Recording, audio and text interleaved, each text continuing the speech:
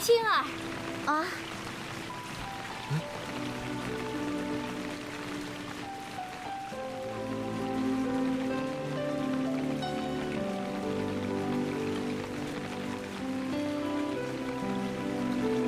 青儿，别再胡闹了。外面风大雨大，请公子进里面坐吧。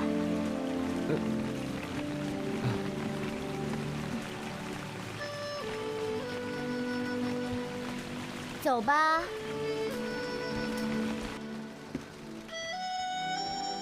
啊，公子请。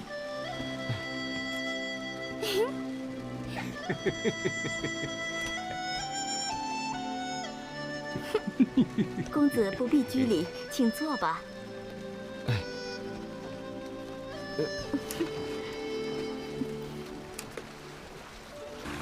公子，你在里面坐得好好的，为什么出来了？我觉得船舱里太闷了，我出来透透气。外面大风大雨的，怎么会热呢？啊，公子。我站在这里就好，还能看看四周的风景。请姑娘进去吧。什么好风景这么好看啊？不如我也陪公子一起看看呢。姐姐，哪那么容易就让他把咱们俩给忘了？让我呀好好赏析赏析他，小七美，别胡闹，别担心啊！看我，公子，公子可是读书之人啊？倒是读了几本，算不上精通。那既然是读书之人，想必知书达理。我看呐，倒不见得。姑娘这是何意啊？刚才我们看公子险些被雨淋着，所以呢，才邀请公子一同搭船。要是读书人，自该通报姓名，也算礼数。谁知公子只管冷着脸，连个谢字都没有，岂不是个不通情理的呆子？小生初来乍到，有失礼数之处，还请姑娘见谅。小生姓许名仙，许配的许，神仙的仙，苏州人士，自有父母双亡，投靠姐姐姐夫，现在被姐夫举荐到钱塘县宝芝堂做学徒，谁知路上遇到这场急雨，若非两位姑娘便船相载，实是狼狈。小生先在这里谢了。小青，人家公子说了一箩筐的话了，怎么不听听他有什么要问咱们姑娘的？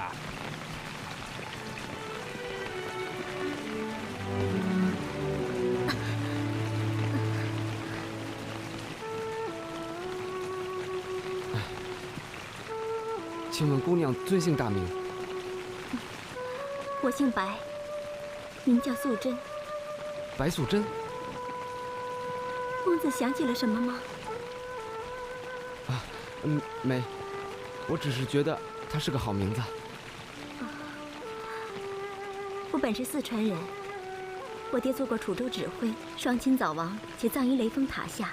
快到清明了，带了妹妹前来上坟，所以经过这里，没想到遇到了公子。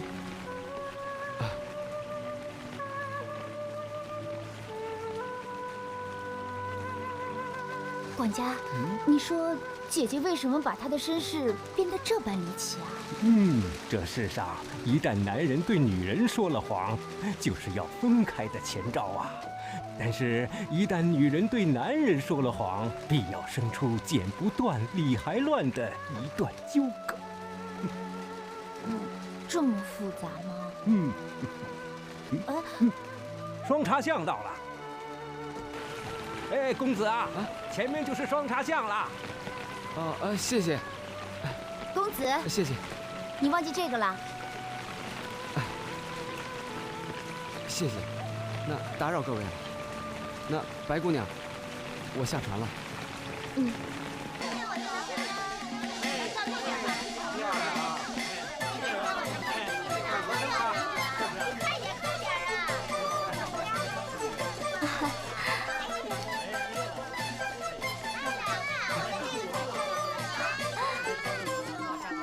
白姑娘，许公子，白姑娘，白姑娘，是我呀，白姑娘，我在这儿呢，白姑娘，白姑娘，是我啊。前日我曾到我姑娘府上还了那把伞，什么？你说什么？我没有听见。我说我已经去过姑娘的府上还了那把伞。伞啊，伞。本来想向你当面道谢的。啊，那日我去了宝芝堂。什么？你说什么？我去了宝芝堂。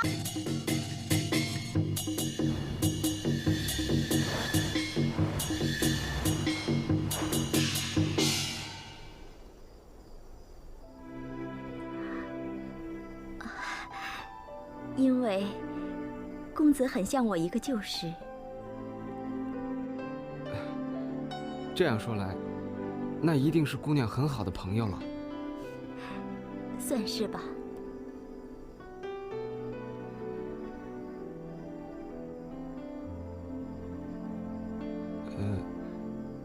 可是，只因为我长得像姑娘的这位朋友，便受到姑娘你这样的眷顾，我实在当之有愧。姑娘你这位朋友，一定是位很了不起的人物吧？不然，姑娘你怎么会这么牵挂他呢？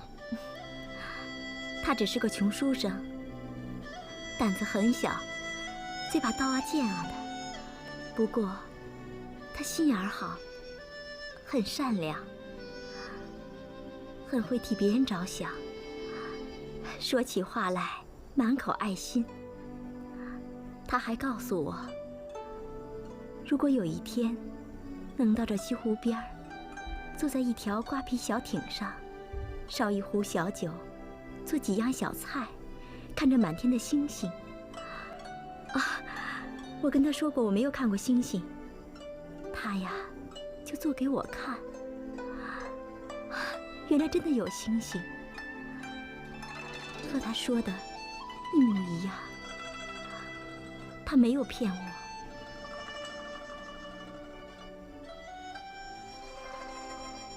公子，你怎么了？我现在心里为什么如此悲伤？好像有人要离开，有人不得不离开。到底谁要离开谁？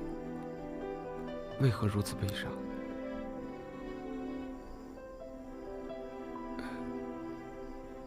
姑娘，如果我告诉你我病了，你信吗？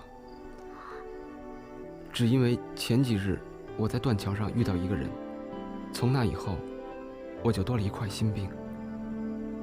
我也不知道我这病到底为谁而得，但是今日我见到了你，我想我心里明白了许多。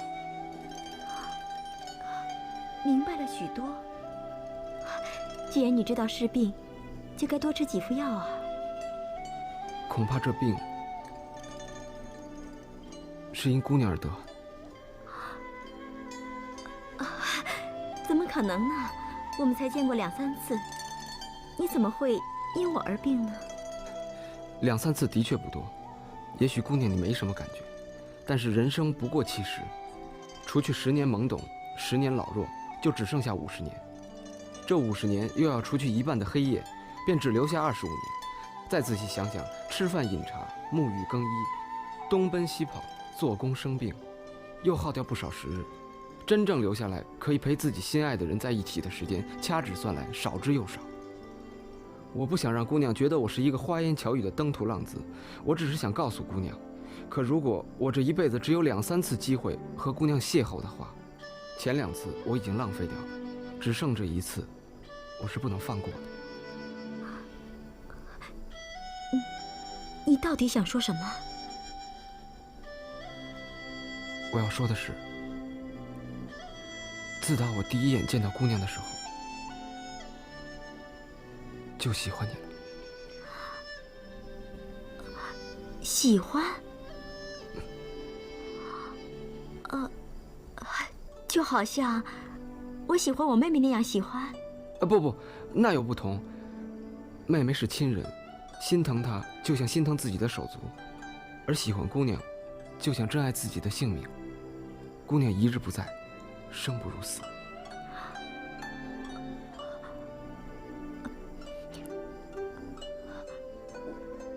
我听不懂。白姑娘，你可愿意？哎，白姑娘，你怎么了，白姑娘？哎，白姑娘，你的葫芦。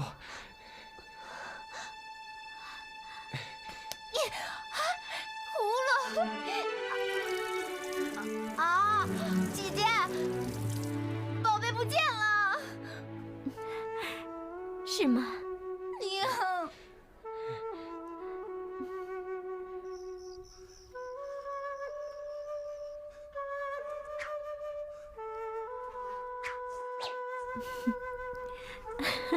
哎呀，书呆子，每次碰到你都要触眉头，这次是眼泪，下次不知道是什么呢。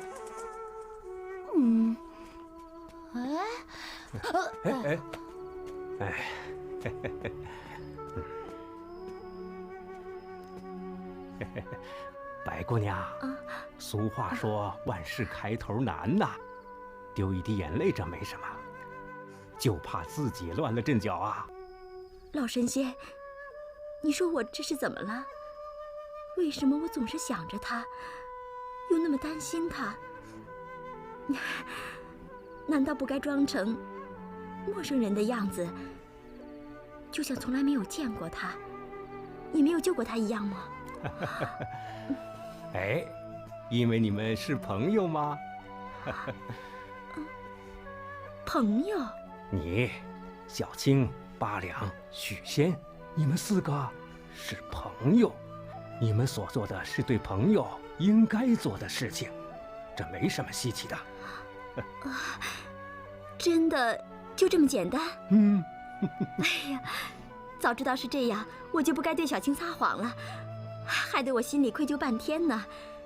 这眼泪来了又去，看来是对我用心不成的惩罚。谢谢你啊，老神仙。哎，从此以后我再也不胡思乱想了，我去跟小青说清楚。哎，我这一辈子也没说过谎话呀，真说谎话，还真是有点不适应。青儿，青儿，哎，这丫头一会儿看不见，又跑到哪儿去了？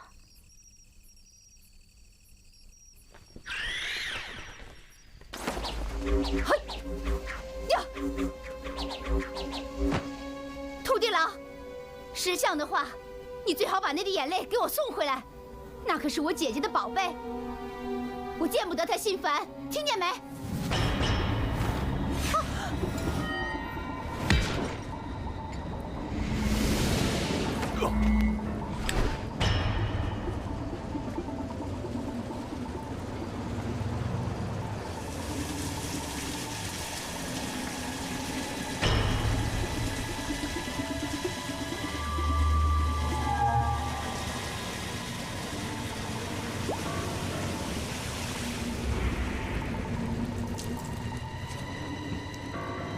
妖也想成仙？和尚，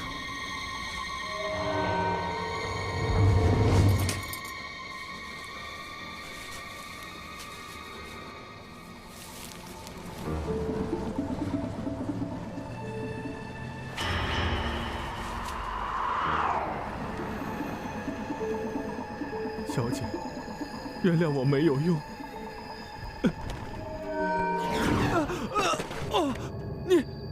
你是谁啊？我倒要问问你是谁呢？半夜3更跑到这里来跳湖，要不是本姑娘为了躲避那个和尚路经此地啊，你恐怕连小命都没有了。你倒说来听听，有什么大不了的事情，非要你跳湖不可啊？有什么大不了的事情，非得要一同殉情不可啊？你倒说来听听。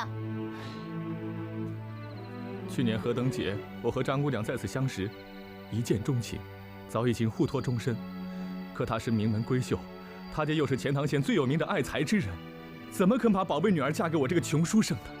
今夜一过，她就要被嫁到门当户对的人家去做新媳妇了。张小姐誓死不从，想来明天又是我们1年前相见的日子，所以才一起约定今夜共同赴死。你不是说那个什么爱财的老爷子喜欢银子吗？那你就给他银子就是了嘛。说得倒容易，这是聘金就要500两，我一个穷书生哪来这么多银子啊？这有什么难的？不就是银子吗？你知道本姑娘是谁吗？难道你是？我要是说自己是小青，名头不大，想必她不当回事儿。不如说个来头大的吧。我是观音菩萨。姑娘何必取笑我？我好歹也是个拜佛之人，观音菩萨的容貌，我怎么会不认得？还是跳湖的好啊！哎，李公子，你别跳，你听我说嘛。公子请留步。姐姐，不是，拜见观音菩萨。喂，你还愣着干什么？能救你的人来了，傻蛋！李公子，你可是真心喜欢张家小姐？菩萨在上，小生怎敢说谎话？我对张小姐的一片心，天地可见。这样说来，如果我帮你讨来那500两银子，你可愿娶她为妻？那小生自当是感激不尽。那好，现在你去张家门口等着，不出1个时辰，自然有人送银子出来。多谢菩萨。姐姐，咱们真的要替他去讨回那500两银子吗？你呀，真会给我惹事。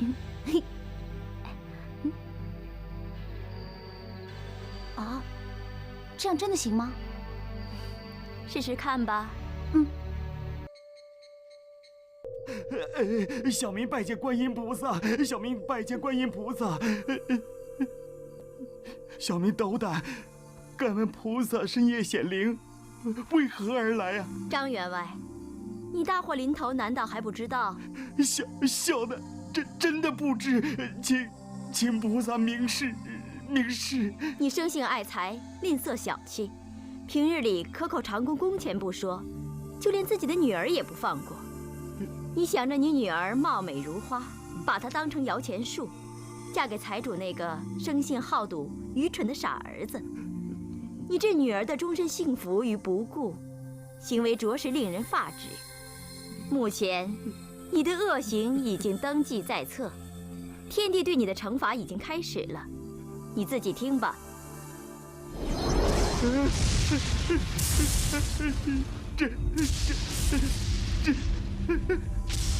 这是什么呀？啊！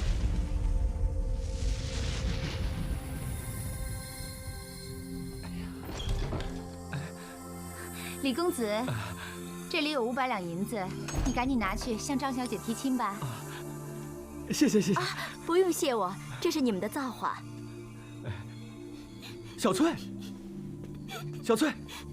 李公子，你怎么现在才来呀？小姐怕是挨不过明天了。你说什么？自从知道老爷把她许配给别人，小姐就整日不吃不喝，愁眉紧锁的，一来二去就得了怪病，请了不知多少大夫，没有一个能治好。方才送走的大夫说，要是挨不过今晚，明天恐怕就……别说出来，你说出来会要了我的命的。要了我的命？怎么又是这句话？姐姐，这话什么意思啊2条人命，我们不能不救吧？要怎么救啊？要用体内的仙丹。不行，刚才仙丹已经用过，只剩下半成功力，不能起死回生了。哎，我们回去找管家，他是神仙，一定有办法。管家，哎呦，白姑娘，哎呦，白姑娘啊，白姑娘，快走，快跟我们走一趟。去哪儿啊？别问那么多了。就是啊，哎呀，走吧。现在不行啊！管家，现在只有你有办法呀。要知道，可是现在就不观音2是条人命，再不走来不及了呀！哎呀，快走吧。真的不行啊！白姑娘，有人在天堂等你呢。和尚。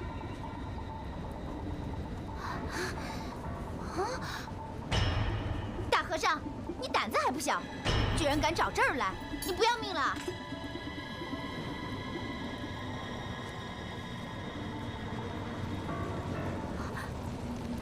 眼泪。白素贞，你丢了样东西，你说我是还还是不还？青儿，和尚今天是我们的客人，眼泪我自然想要回了，它是我成仙的关键。不过我想，你今天来大概也有条件吧？眼泪可以给你，但是我要助你成仙。啊？助我成仙？哼，青儿，我没听错吧？他说要助我成仙。哼，姐姐，你当然没听错。不过，这可是我听到的最离谱的话了。这个我就不懂了。我是妖，你是僧，你不是一心想除了我吗？怎么如今却要助我呢？我已问明老神仙，他说，你成仙之事的确受过观音大士点化。正所谓，若邪魔能走上正道，也是件功德无量的一件大事。哈，原来和尚是想利用我的成仙，来成就自己的佛缘啊！不是利用，是助。哼哼，虚情假意。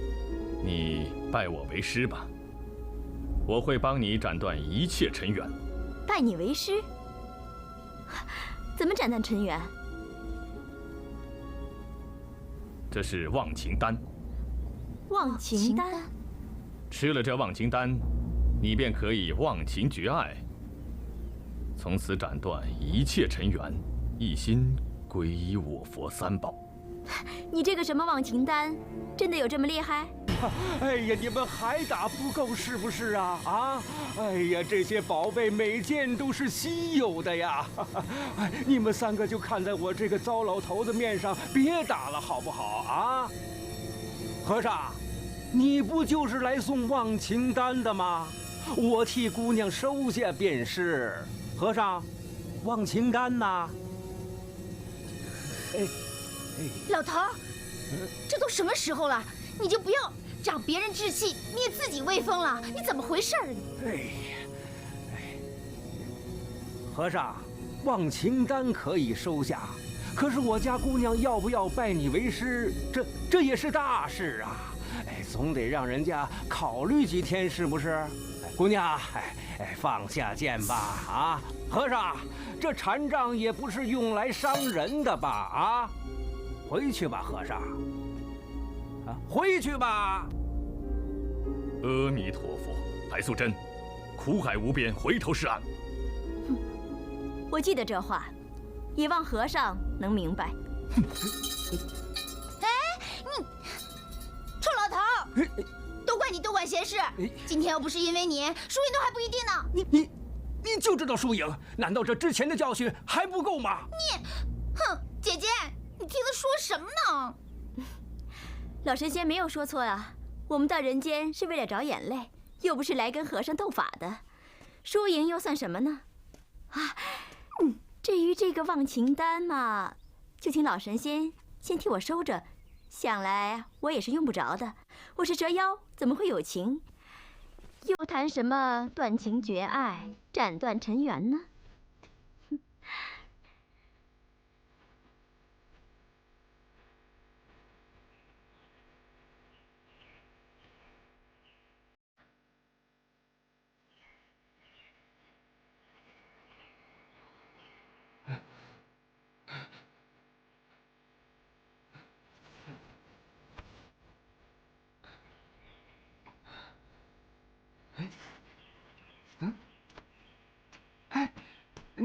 你不是那个？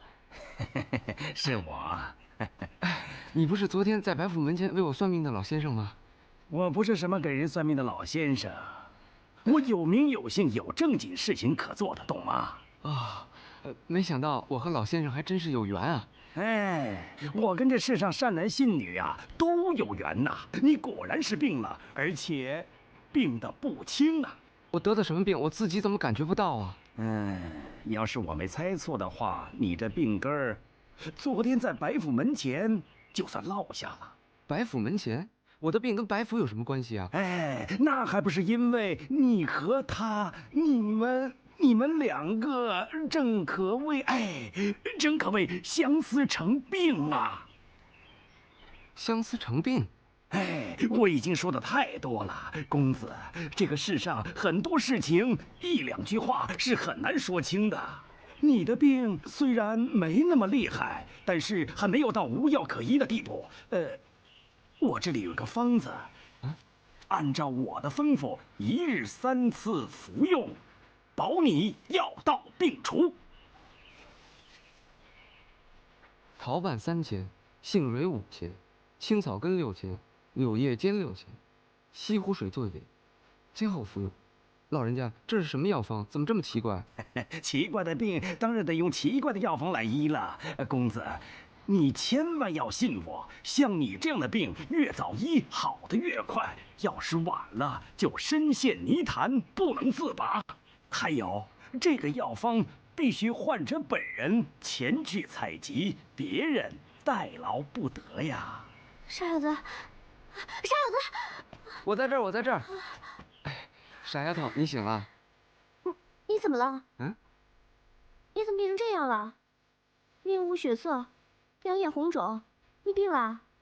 哎，怎么都这么说？刚才那位老先生也这么说，还给了我一个药方呢。你看，老先生，嗯，你在哪儿呢？在这儿。哎，怎么眨眼就不见了？和上次一样。你病得还真不轻哎！要是我没猜错的话，你是为了那个白姑娘才也变成这样的，对不对？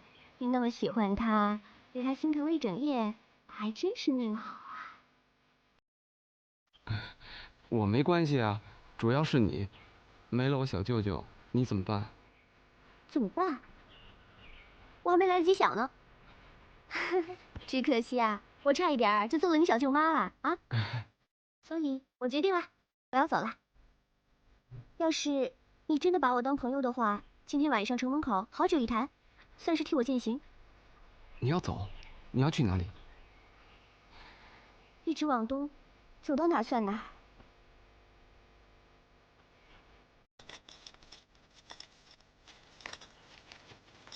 青草根6钱。哎，许仙，你念一上午，念什么呢？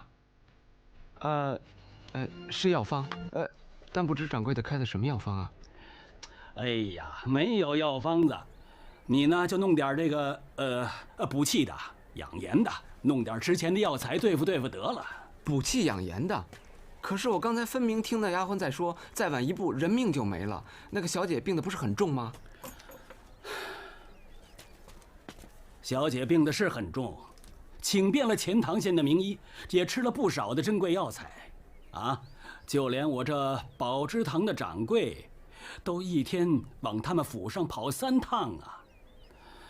哎呀，只是这个张家小姐得的这个病啊，实在是有点奇怪。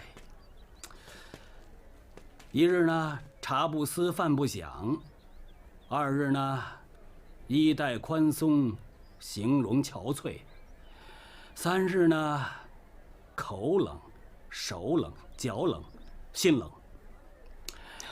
现在再给他送什么药去，恐怕也是一口气憋在喉咙里，冷到心里去了。口冷、手冷、脚冷、心冷。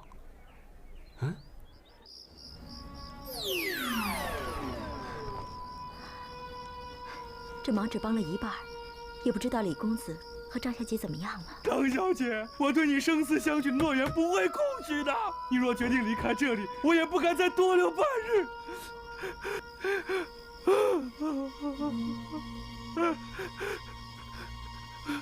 我就跟着你去了。哎，到头来还是如此，恐怕他又会做傻事了。青儿，姐姐，怎么有人说要撵灯芯，撵到这儿来了？那有人还不是一样，说什么要去买灯油，是吧，姐姐？姐姐，许公子你可来了，我这就去跟老爷禀告。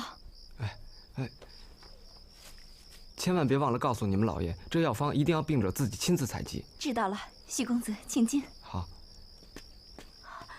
许仙。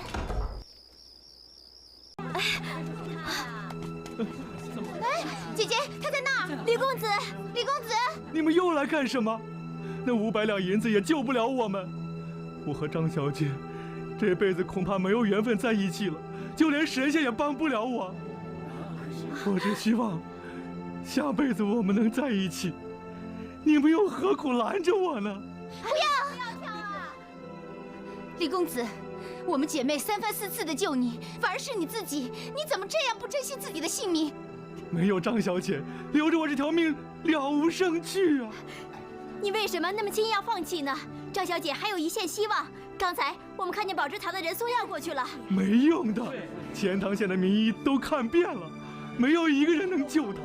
你们如果真的有情的话，老天爷会让你们在一起的。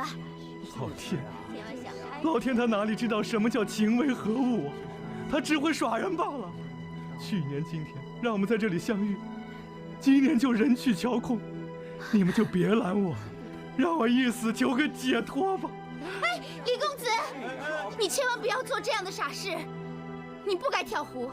你不是口口声声说张小姐是你的命吗？李公子，那你现在丢了性命，不就把她给丢了吗？你们说是不是这个道理？是啊，李公子，你不能跳。哎，就是啊，对面来了好些姑娘。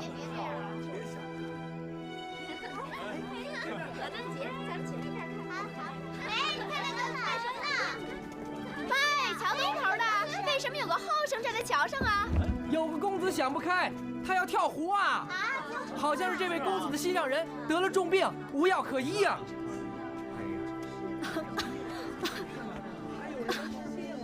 是啊。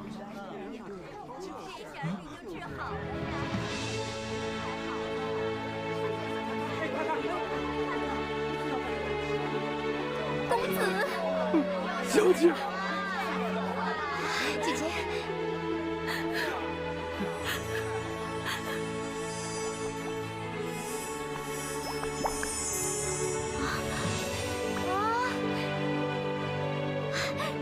青儿，你看，又是一滴眼泪。真的呀，姐姐。记得你跟我说过，人有生老病死、喜怒哀乐，这滴眼泪是因病而成，岂不是应该落在病字上面，对吧？对呀。哎，葫芦呢？这儿了。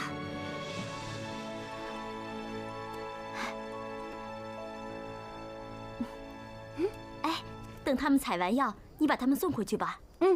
那我去了。这下总算圆满了。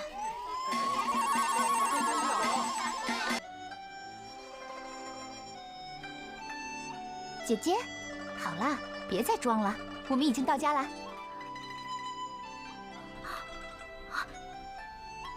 你怎么知道我是假装晕倒？姐姐可是千年蛇妖，怎么会晕倒呢？依我看呐，一定是那个傻小子把姐姐气着了，所以姐姐才会出此下策的。我是吗？不是吗？哎呀，我也不知这是怎么了，心里发慌，手脚冰凉，好端端脚都挪不动步子了。姐姐，怎么会这样的？想必你是真的病了吧？我们是蛇妖，哪来的病啊？既然姐姐不会生病，那么方才怎么又会晕过去呢？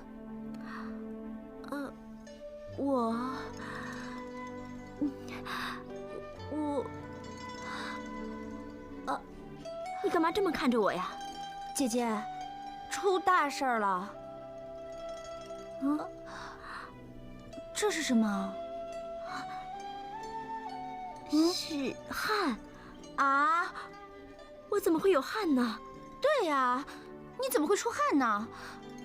不可能可能是雨水。什么雨水呀？这宅子里好端端哪来的雨水呀？我体寒如冰，不可能有汗的呀！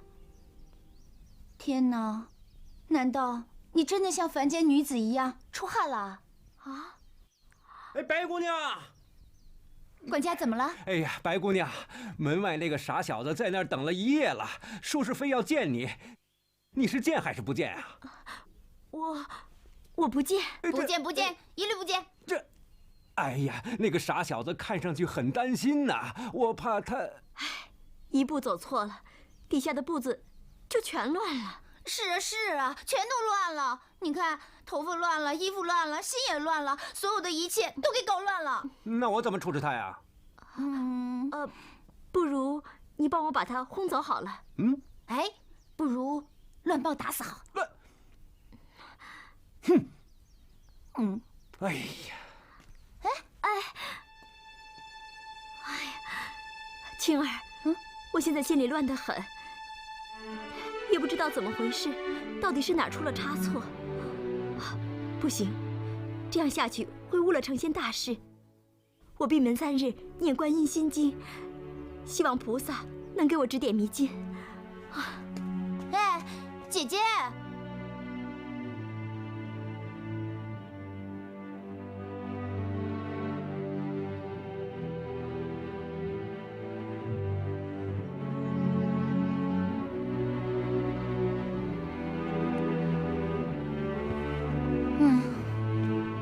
姐姐都已经进去3天3夜了，到底什么事情想不明白啊？非要把自己给关起来。哎，老神仙啊，你见多识广的，总能猜出个1、2来吧？你姐姐心里想什么，只有她自己清楚。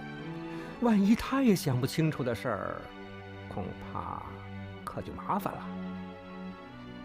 什么清楚不清楚的？你说了半天就等于没说。难道你就不能想个办法帮我姐姐想清楚啊？我想想啊。哎，我想到了。什么？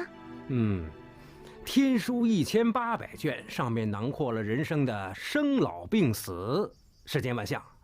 我们不如去翻翻看，说不定能找到症结所在呀。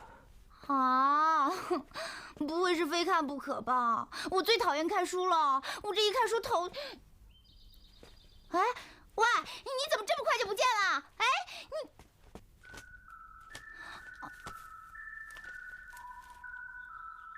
你……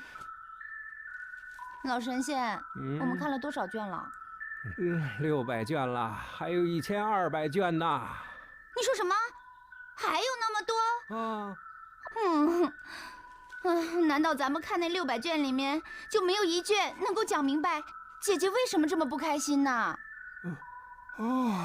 没有啊，小青姑娘，趁着天还没黑，再多看几卷吧。那好吧。不过说句实在话，我这辈子的书啊，全在今天都给看光了。哎，老神仙，这些天书还真没意思。你看，特别是这个解梦的，不知道是哪个糟老头写的。你看，啰里吧嗦的一大堆，也不知道他究竟在讲些什么。给你看看。哎呦，不会这么没意思吧？啊，我写书的时候，就是为了年轻人的喜好，还加上了不少名人名言呢。啊。哎，你看看，哎，这就是观音菩萨说的啊！正所谓苦海无边，回头是岸呐！啊，哎，你看看，你看啊！哎，管家来了个翻红绳的老头。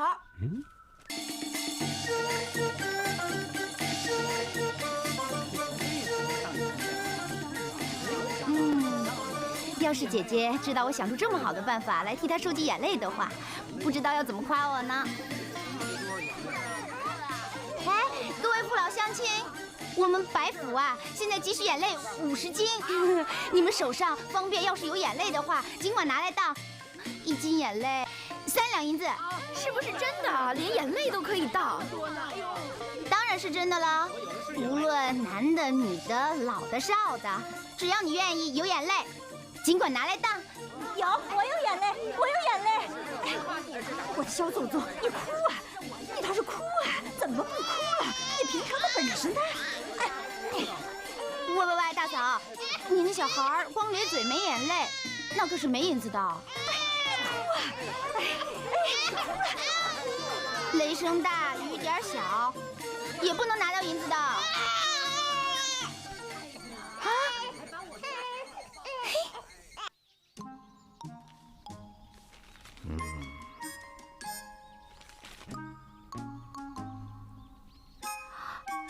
什么我的名字会在上面呢？那恐怕就是姻缘了，白姑娘。姻缘？啊，你是在说我吗？不可能啊，我是妖，怎么会有姻缘呢？我这个姻缘簿可不管你是人是妖，只要你动了情，你的名字就会自动的出现在上面，逃都逃不掉了。动情？还不止这些呢，能在我这个姻缘簿上出现的名字，那肯定已经是情根深重了。不可能的，我是不会动情的。怎么不可能啊，姑娘？那儿在断桥，你是否感到心神不宁，一夜未眠呐？那是因为我初到人间，有些不适应。不对，在断桥之上，姑娘好比捡到了情种，放进了贴身的口袋里。第二天，你又口不对心，骗过了小青，自己去了宝芝堂。回来以后，你是不是更感觉到烦躁不安、六神无主啊？那只是我去看一个老朋友而已。啊，普渡大仙也是这么说的，是不是啊，老神仙？哦。自欺欺人！我告诉你，那就好比姑娘把情种又从口袋里拿出来，种到地上，然后浇上水，培上土，又施了肥。好，咱们就说在桥上吧，你和许仙擦肩而过，听他说了那些话，你是不是感觉到手脚冰凉，脸皮发烫，心跳不已呀？口里头叫他不要说，可是心里头又怕他说不明白啊。那是因为我一时不适，后来就晕了过去。姑娘，那就好比情根深重啊，不能自拔呀！啊！老神仙，普渡大仙，你渡人无数，就给我说句公道话吧。哎呀，这千年蛇妖动了情，这好比是我船上载满了人啊，这大风大浪都过去了，对不对？哎，却在这小河沟里翻了船，我渡人再多，也爱莫能助啊。哎呀，你看你们两个老神仙，这打的什么比方啊？一个说情根深重，一个又说小河沟里翻了船。哎呀，这一点说服力都没有，我不信你们。姑娘，你可以不信我，可是请你摸摸自己的额头，那上面又是什么呢？白姑娘，这神仙啊和妖魔都没有泪，也没有汗啊。白姑娘，你动了真情，才能有了凡人的汗水呀。34、35，35个人就有35滴眼泪。岂不是说我姐姐的葫芦很快就会装满了？到时候姐姐就能飞上天做神仙，我就成了神仙的妹妹，那岂不是很有面子的吗？要是天天能在观音菩萨身边玩耍，想想都觉得有前途啊！你们二位谁掉眼泪，又为何而哭呢？我的，每次瞧见这个狼心狗肺的东西，我就想哭。我在外面赚钱，你却当我在外面鬼混。那我问你，要不是为了我们家银子，你又怎么肯娶我呢？我一表人才，我娶了你这种女人，我才该哭。我掐死你！我掐死你！狗畜生！不要吵了！哦，哎，我说你们两个啊，既然彼此都不喜欢对方，那干嘛要勉强在一起啊？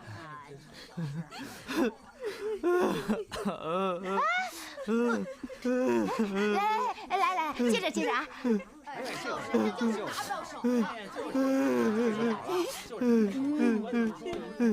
干什么啊？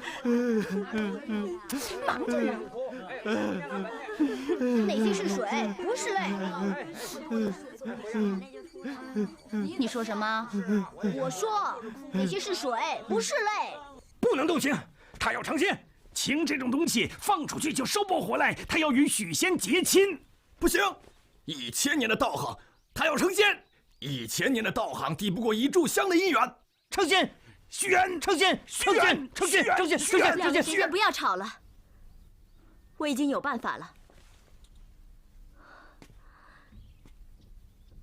就是法海的忘情丹。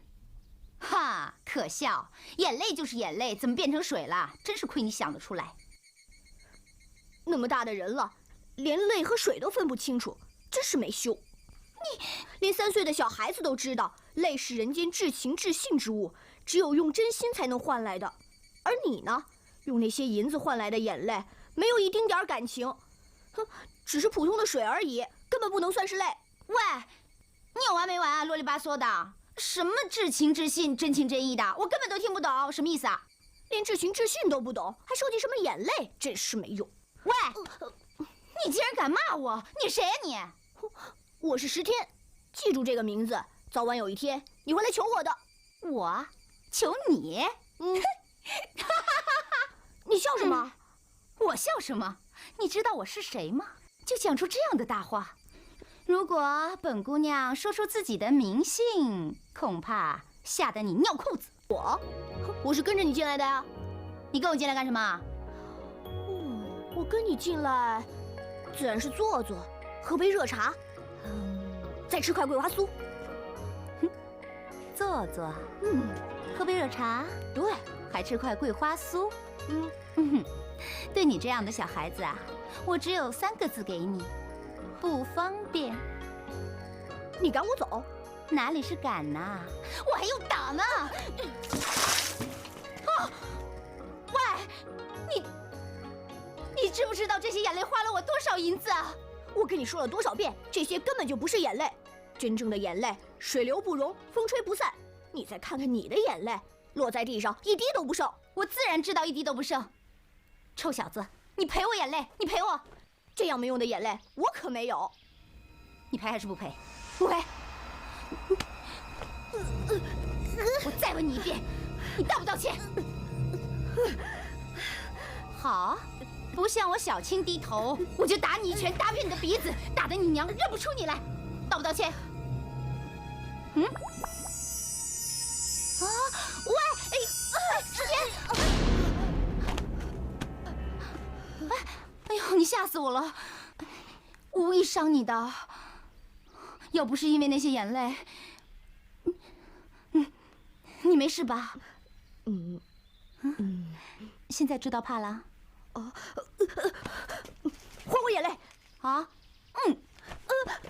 我偏不。这滴眼泪我要了，你说吧，多少银子？多少银子都不卖。不卖？大不了，那你想要什么？我们交换呢？兄弟啊，当今乱世，人妖不分，恶人当道。这些恶人倒比那妖魔还要狠毒，而那好心的妖魔却不会互相利用，倒比人来的简单。原来我的心里也跟那和尚想的一样，凡是妖魔一律该杀。没想到自己走了趟魔道，经历了很多事情，现在反倒什么都变了，脾气也变了。我8两从此以后只分善恶，不辨人妖。兄弟，我刚才说的那些话，你最好记住，否则你要负一个人。我要负谁啊？哎呀，好了好了好了，说什么妖啊魔呀的，有什么意思啊？日子还不得照样过？你的话没错，日子是要照样过，只可惜经过了昨天那一夜，我以后的日子就真没什么过头了。你说他？兄弟，他是谁啊？他是我的心，没了心了无生趣。既然这样，我决定不走了。大胡子，你最好也别走。这傻小子连心都丢了，我们做朋友的怎么好坐视不理？可是我。可是什么呀？可是，跟我走就是了。走啊！快一点啊！你要带我去什么地方啊？你就别问了，我去带你找你的心。哎呀，我说你就别费劲了好不好？我的心早就掉到湖里找不着了。我是怎么知道啊？我知道位高人就在城东头的月老祠。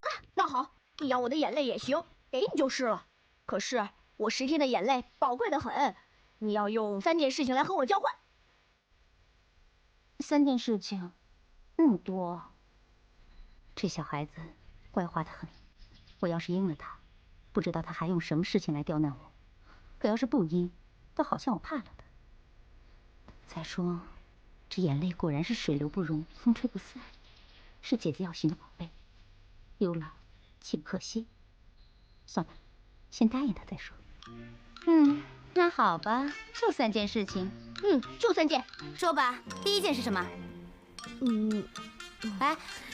我警告你啊，最好不要耍戏小亲姑姑。第一件事，我要你像刚才那样，像娘亲一样抱着我。啊！我宝贝，快睡睡，宝宝贝。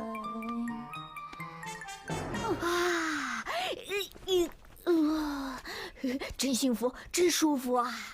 对了，臭小子，还磨蹭什么啊？赶快告诉我啊！那下一件事情是什么？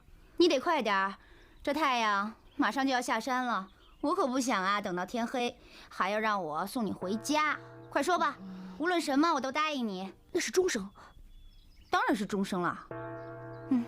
也不知道是从哪个寺里面传来的。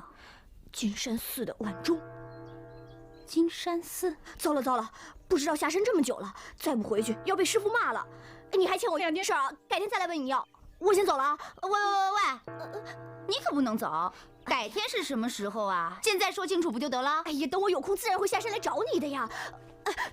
对了，忘了师傅的桂花酥了，我先走了。这孩子真是个怪小孩，人怪啊，连名字也怪。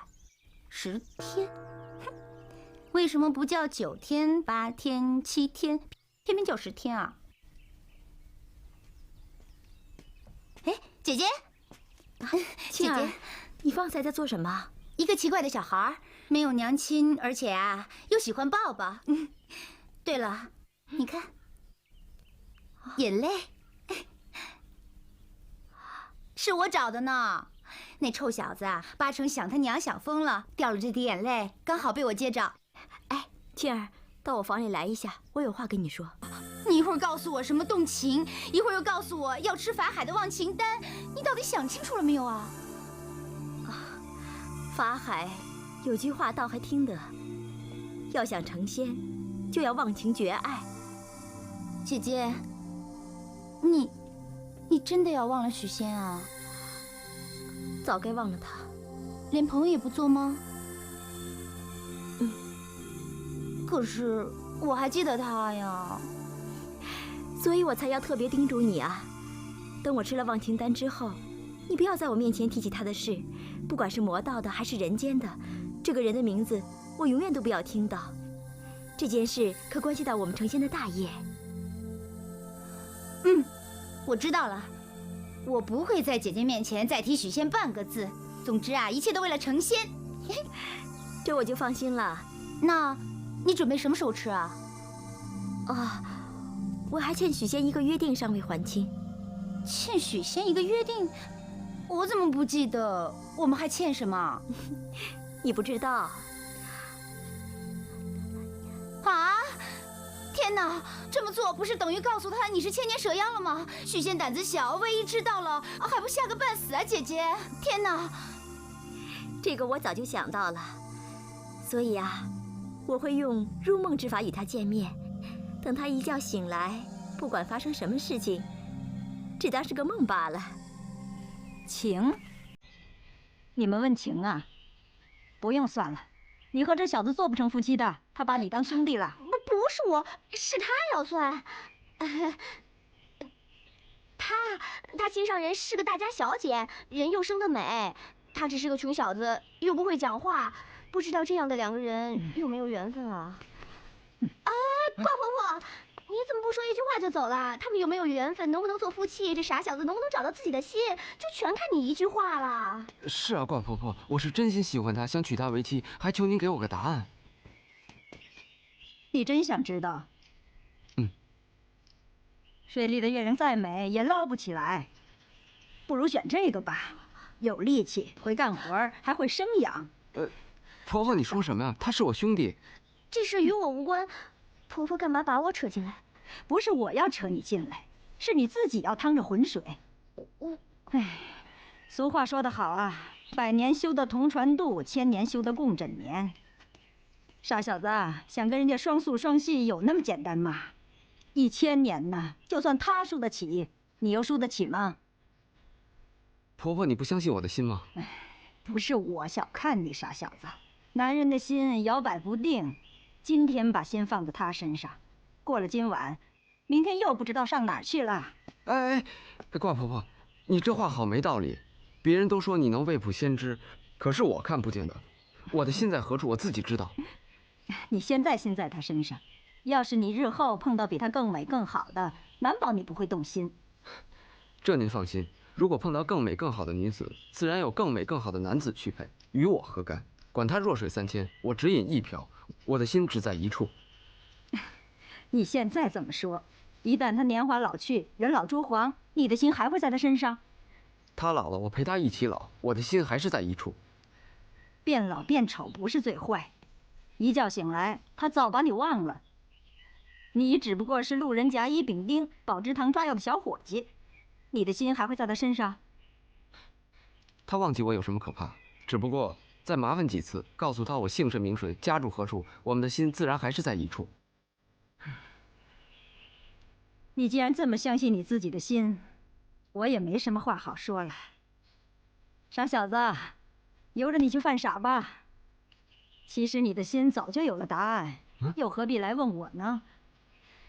哎，倒是这位姑娘一心想着2个人，倒真该要我一卦。关我什么事儿？都说是问他的事儿了。哎，傻小子，这卦不灵，我们走啊！哎。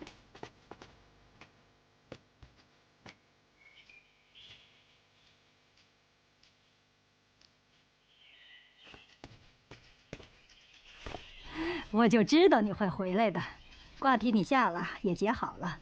你是先听舅舅的呢，还是先听外甥的？当然是先听舅舅的了。那这卦完了？完了，因为又开了另外一卦。当外甥的？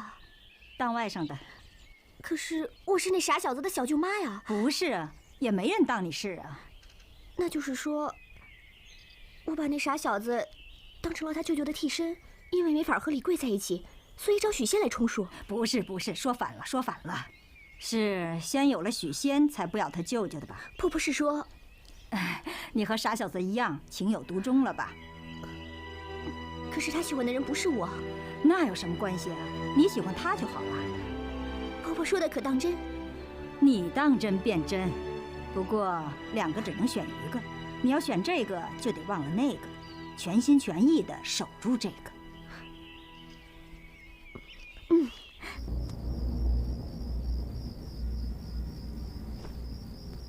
菩萨保佑，要是不被师傅发现，逃过此难，明天一定多念几遍经给你。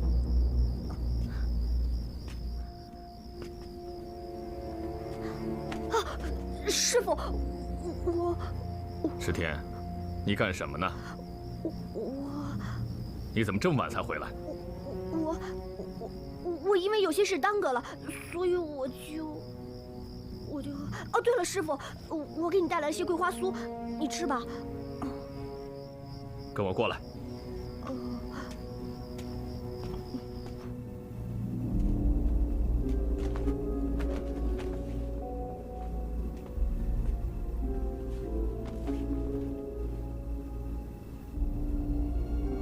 石天，你是按照师傅的要求打坐的吗？对不起，师傅，我马上坐正，头要正，背要直，右脚压左腿，左脚压右腿，不摇不摆不倚不违，好好参悟。